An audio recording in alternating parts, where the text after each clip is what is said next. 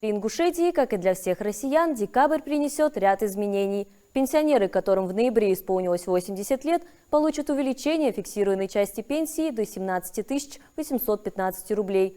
Для этого не нужно подавать никаких заявлений, все произойдет автоматически. Ранее выплата составляла 8 907 рублей. Повысятся и выплаты для людей с первой группой инвалидности. Но есть важный момент.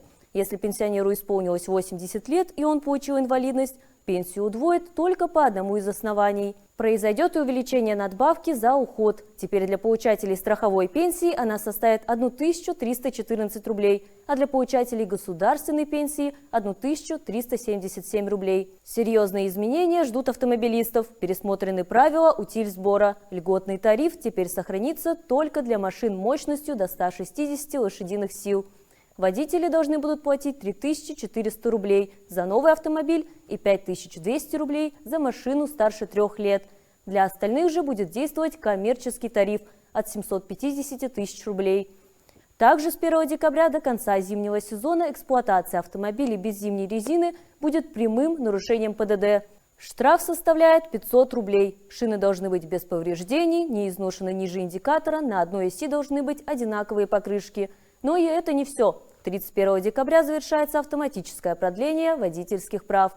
Если действие прав заканчивается в январе, их придется менять уже самостоятельно. А для водителей электромобилей завершается льготный период бесплатного проезда по платным дорогам.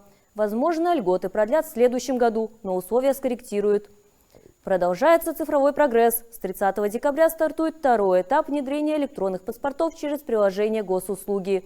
Теперь его можно будет использовать еще и в банках и других финансовых организациях при личном визите. Хотя бумажный паспорт пока остается основным документом. В жилищной сфере тоже важные нововведения. Для установки кондиционеров, антенн или использования чердаков и подвалов теперь потребуется решение 2/3 собственников.